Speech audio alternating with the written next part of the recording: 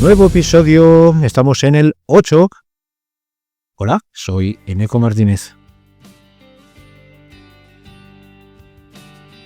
Hoy vamos a explorar un concepto que suena técnico, pero es más sencillo y accesible de lo que pensamos. Fijaros, a menudo pensamos que la sostenibilidad se resume en reciclar.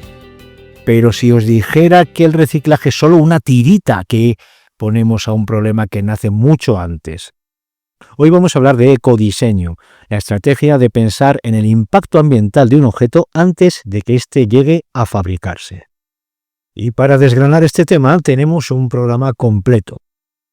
Un rincón del experto para entender qué es el ciclo de vida de un producto, la entrevista de voces sostenibles para humanizar la teoría, el flash de actualidad, donde descubrimos qué es el pasaporte digital que llega este año 2026, un caso de éxito especial, Eroski, y, cómo no, un desafío verde final para que tú también, que nos escuchas, seas ecodiseñador en tu propia casa.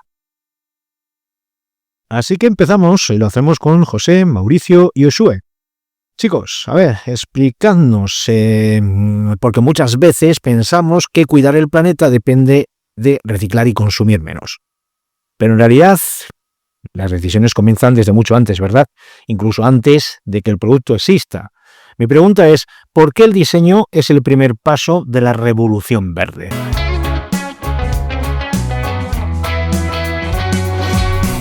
Hola, Eneco.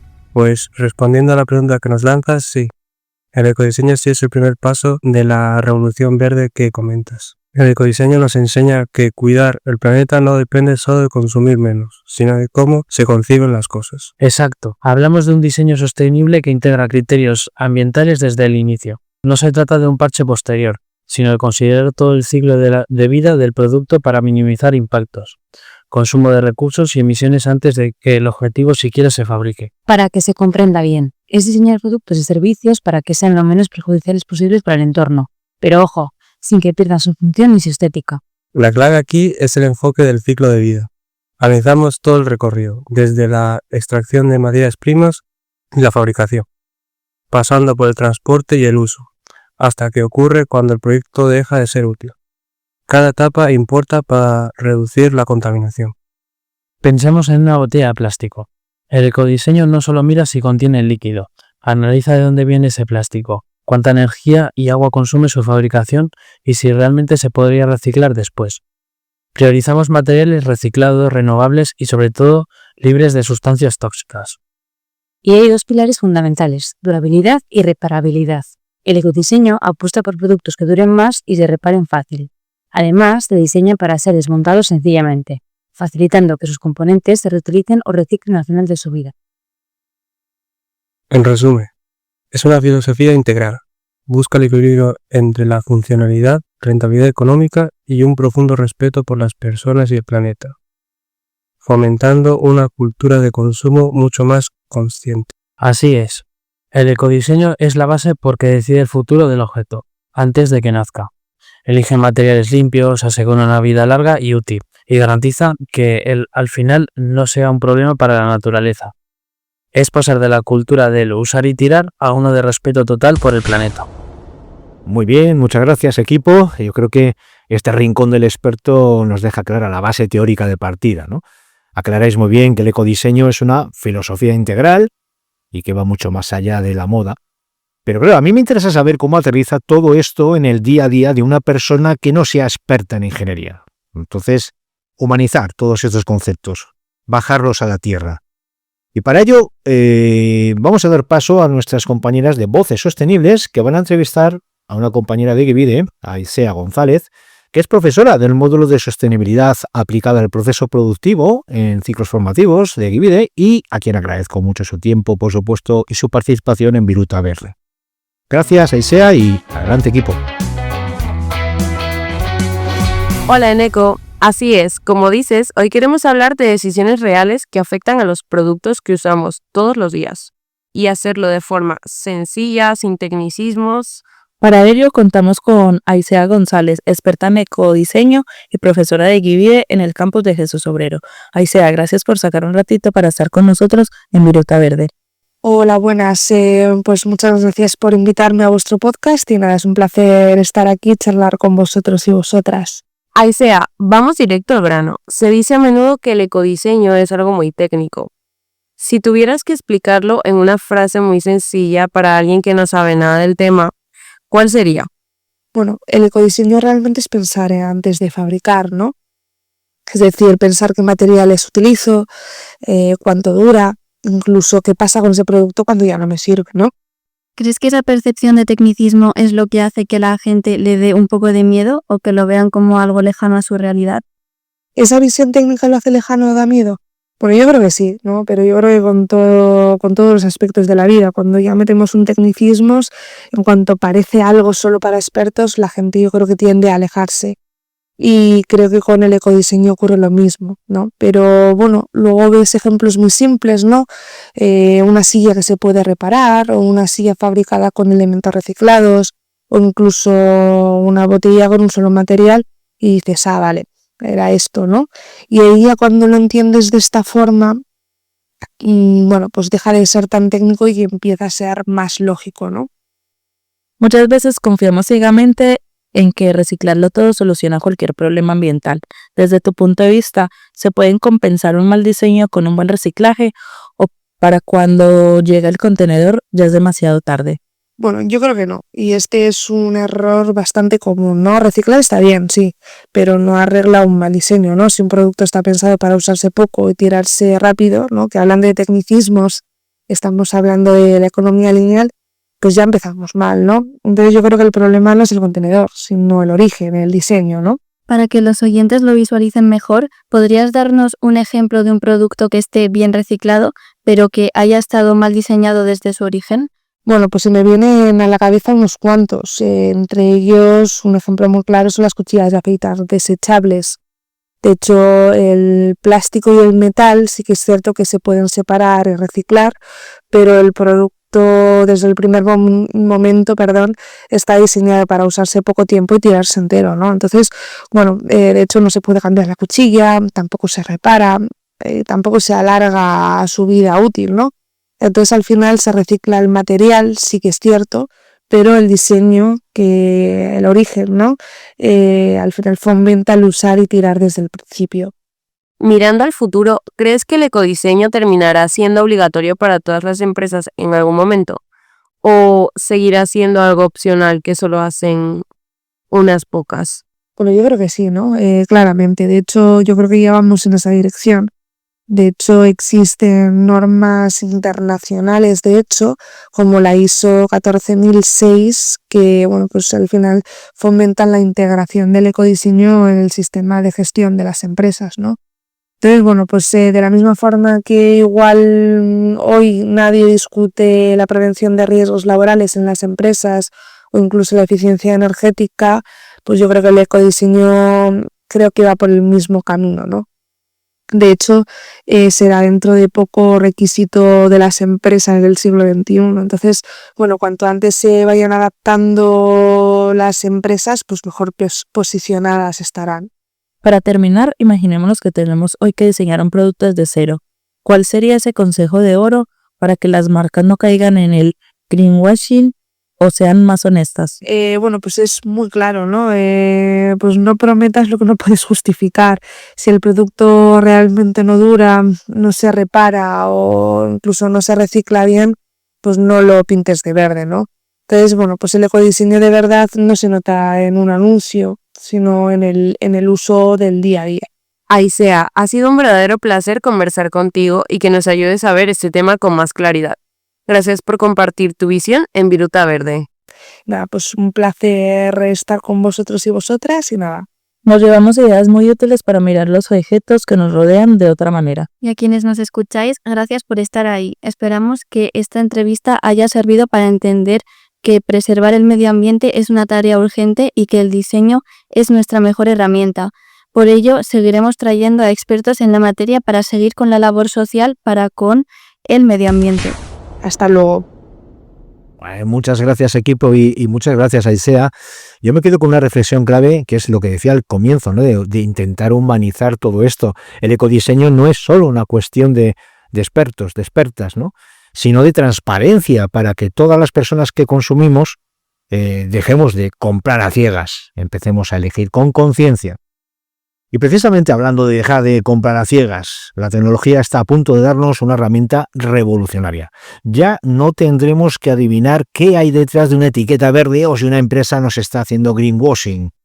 Para contarnos cómo vamos a poder conocer toda la historia de un producto con un simple gesto desde nuestro móvil, cuidado, damos paso a Urchi, Isma y Pablo en nuestro flash de actualidad. Adelante equipo, contadnos qué es eso del pasaporte digital. Muy buenas, Eneco. Sí, hoy traemos una novedad muy interesante que puede influir directamente en la forma en la que compramos y usamos muchos productos cotidianos, desde la ropa hasta nuestros dispositivos electrónicos. Así es, esta noticia tiene que ver con el ecodiseño, la sostenibilidad y sobre todo con el derecho a saber más sobre lo que compramos. Porque ¿cuántas veces usamos móviles o electrodomésticos sin tener ni idea de dónde vienen, cómo se han fabricado o qué pasa cuando dejan de funcionar? Imaginad que compráis una camiseta o un móvil nuevo y con solo escanear un código QR podéis saber toda su historia. Pues eso es exactamente lo que propone el llamado pasaporte digital de producto. A partir de 2026, muchos productos, sobre todo electrodomésticos y textiles, deberán llevar este código QR obligatorio para ayudarnos a conocer todo sobre nuestra compra. Ese código no es un adorno. Al escanearlo accederemos a información útil, procedencia de materiales, proceso de fabricación y qué opciones hay cuando se estropea, cómo prepararlo o cómo reciclarlo correctamente. Por ejemplo, si se puede reparar, nos mostrará qué piezas se pueden cambiar o cómo gestionarlo cuando ya no sirva. Es como una ficha técnica pensada para que cualquier persona la entienda, no solo los expertos. Esto obliga a las marcas a pensar los productos de otra manera desde el principio, teniendo en cuenta cuánto duran y qué pasa con ellos al final de su vida útil. Ya no vale diseñar algo solo para que sea barato o bonito. Ahora debe de estar hecho para durar. Aquí entra el combate contra la obsolescencia programada, que es fabricar cosas para que se estropeen rápido y compremos otras nuevas. Con el pasaporte digital, esas prácticas quedan en el descubierto. Si un producto no se puede reparar, aparecerá en el código QR y podremos decidir comprar uno diferente. Este sistema nos da más poder. Podremos comparar productos no solo por el precio, sino por su impacto ambiental. Elegir algo que dure más marca la diferencia para nuestro bolsillo y para el planeta. También ayuda a luchar contra el greenwashing, este término para referirse a lo que dice ser eco sin serlo. Aquí no valdrán solo etiquetas verdes. Los datos serán comprobables por cualquiera. En resumen, más información, más transparencia y menos residuos. Un pequeño cambio para consumir de forma más responsable. Y la prueba de que el ecodiseño no es solo teoría, sino algo que ya se aplica en la vida real. En conclusión, nos estáis contando, Urchi, Isma, Pablo, que esto del pasaporte digital va a hacer que ya en 2026 tengamos toda esa información al alcance en un código QR. Esto es un paso gigante para la transparencia que decimos, ¿no? Veremos, pero mientras llega el futuro obligatorio, hay empresas que ya están moviendo ficha y porque el ecodiseño no es solo algo que ocurre en laboratorios de alta tecnología, ¿no? Digámoslo así, ocurre en los pasillos, en los supermercados donde compramos el pan, la leche, el detergente cada mañana. Para ver cómo se aplica esto en la realidad cotidiana de nuestro entorno, tenemos el grupo corresponsal de Caso de Éxito, formado por Carlos, Tom y Andoni en este episodio, que nos traen un análisis sobre la empresa, una empresa muy nuestra, ¿no? Hablamos en este caso del caso de éxito de Eroski. Exacto, Eneco. Hemos querido traer el caso de éxito de Eroski, porque vemos lo importante de hablar de ecodiseño y no hacerlo solo desde la teoría ni desde grandes discursos. Queremos hacerlo con este ejemplo de empresa que ya conocemos, algo más cercano, más cotidiano, porque el ecodiseño también está en el supermercado al que vamos cada semana. Al final, muchas decisiones sostenibles se toman casi sin darnos cuenta. Eso es como bien dice Carlos, muchas veces pensamos en el ecodiseño como algo muy industrial o muy lejano, pero hay empresas que lo aplican en productos que usamos a diario. Y una de ellas es Eroski, un ejemplo claro de cómo integran la sostenibilidad en el día a día. Eroski es una empresa muy conocida, no solo en Euskadi, sino también en todo el territorio nacional. Lleva años trabajando la sostenibilidad sin hacer demasiado ruido, por eso es interesante analizar su caso. No tanto por campañas llamativas, sino por cambios reales. Interesante, ¿verdad? ¿Y cómo lo relacionamos con el ecodiseño? Para empezar, ¿por qué podemos hablar de Eroski como un ejemplo de este campo? ¿Qué es lo que hace diferente su enfoque? Recordemos que tal y como se ha comentado en el podcast al inicio, el ecodiseño consiste en tener una cuenta el impacto ambiental desde el momento en que se diseña un producto. En el caso de Eroski, esto aplica sobre todo en sus propias marcas, especialmente en los envases. Precisamente ahí es donde se concentra gran parte del impacto ambiental. Y eso se nota en las cosas muy concretas. Menos plástico, envases más ligeros, materiales reciclables y, en muchos casos, plástico reciclado en lugar de plástico virgen. Son cambios pequeños, pero constantes. No son cambios espectaculares a primera vista, pero suman mucho, sobre todo cuando se aplican de forma sistemática. Así es, por ejemplo, rediseñar un envase para que use menos material puede parecer poco, pero cuando produces millones de unidades, el ahorro de recursos y emisiones es enorme. El ecodiseño es ecodiseño aplicado a gran escala. Además, Eroski ha eliminado elementos innecesarios en muchos productos, dobles envases, plásticos superfluos o piezas que dificultan el reciclaje. Eso facilita también la labor del consumidor. ¿Y esto cómo llega a los consumidores? Porque al final, si no se nota a la hora de comprar, pierde sentido. Llega de forma bastante natural. No te obligan a cambiar tus hábitos de golpe, pero sí te ofrecen productos mejores diseñados con menos impacto ambiental, el mismo precio. Eso reduce barrera el consumo responsable. Su enfoque está en ofrecer beneficio indirecto en vez de una reducción directa en el precio de los productos. Es una estrategia interesante. Ese es uno de sus puntos fuertes. El ecodiseño no se presenta como un lujo, sino como algo accesible. Que el ecodiseño puede aplicarse de forma realista y efectiva en el sector de la distribución a través del rediseño de envases y reducción de materiales. La empresa logra reducir su impacto sin trasladar costes adicionales al consumidor. Es un ejemplo claro de cómo la sostenibilidad puede integrarse en la gestión diaria de una empresa. A ver, nos habéis dado una buena lección, chicos. El ecodiseño no tiene por qué ser un lujo, desde luego. Y es inspirador ver cómo empresas de nuestro entorno, como Eroski, pues demuestran que el ecodiseño no tiene por qué ser un lujo inaccesible, sino una mejora silenciosa, pero constante en los productos que consumimos a diario. Gracias, Carlos, Tom, Andoni, por este análisis. Pero no queremos que os quedéis solo con lo que hacen las grandes corporaciones. El ecodiseño no solo es una estrategia industrial, es una mentalidad que podemos aplicar desde el momento en que decidimos no tirar algo a la basura. Para cerrar este episodio por todo lo alto, vamos ahora a por el desafío verde. ¡Adelante! ¿Alguna vez has tirado algo a la basura sin pensarlo 2 veces? ¿Una botella, una lata, una caja? Objetos que usamos unos minutos y desechamos para siempre. Hoy te proponemos un reto simple, creativo y sostenible, porque en Viruta Verde creemos que el ecodiseño empieza en casa. Así es, Nicole. El ecodiseño nos enseña que los objetos no terminan su vida cuando dejan de cumplir su función original. Por eso, el reto es sencillo. Busca en casa un objeto que normalmente tirarías, como una botella o un frasco, y míralo como materia prima. Porque el verdadero desafío no es reciclar, sino repensar antes de desechar. Tu reto es convertir ese objeto en algo útil, un portalápiz, una maceta, un organizador o lo que te dicte tu imaginación. No necesitas gastar dinero, solo ganas de probar una nueva forma de ver los objetos. Esto es ecodiseño en acción. Diseñar con lo que ya existe y alargar la vida útil de los productos. Al transformar en un envase, reduces basura y disminuyes el impacto ambiental. Los grandes cambios comienzan con gestos así de poderosos. Claro que sí. Una botella puede ser una maceta colgante o una caja, un organizador de cajones. No importa que no quede perfecto, lo importante es cambiar la mentalidad de que no todo lo que parece basura lo es. Así que antes de tirar algo, pregúntate: ¿puedo darle una segunda vida? Acepta el reto. Experimenta y comparte tu resultado. Cada objeto reutilizado es un pequeño triunfo para el planeta. Y no lo olvides, con cada objeto al que le das una segunda vida, estás diseñando un futuro más sostenible.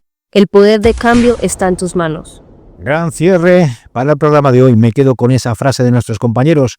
El ecodiseño no empieza en una fábrica, empieza en casa. No hay mejor manera de entender el ciclo de vida de un producto que convirtiéndonos nosotros mismos en los diseñadores de su segunda oportunidad. En este episodio hemos visto que el ecodiseño no es algo inaccesible, sino una filosofía integral que busca el equilibrio entre funcionalidad, economía y respeto por el planeta. El Rincón del Experto nos ha situado en el origen de todo, las decisiones antes de que el producto exista. Desde Flash de Actualidad, el pasaporte digital que llega en 2026 da esperanza, la oportunidad de poder elegir con transparencia. Aisea González, muchas gracias compañera, nos recuerda que un buen reciclaje nunca podrá arreglar lo que se diseñó mal desde el principio. Y hemos visto que las empresas como Eroski, que ya están demostrando que se puede ser sostenible a gran escala sin que el consumidor pague más por ello. Ahora os toca a todas las personas que nos escucháis aceptar el desafío verde, transformad esos objetos que ibais a tirar y compartid vuestros resultados. Gracias a todos los equipos corresponsales por su gran trabajo de este episodio y sobre todo gracias a vosotros, a vosotras por escucharnos una quincena más. Recordad, el futuro nos espera, se diseña. Soy Eneco, vuestro presentador, y esto ha sido Viruta Verde. Hasta la próxima.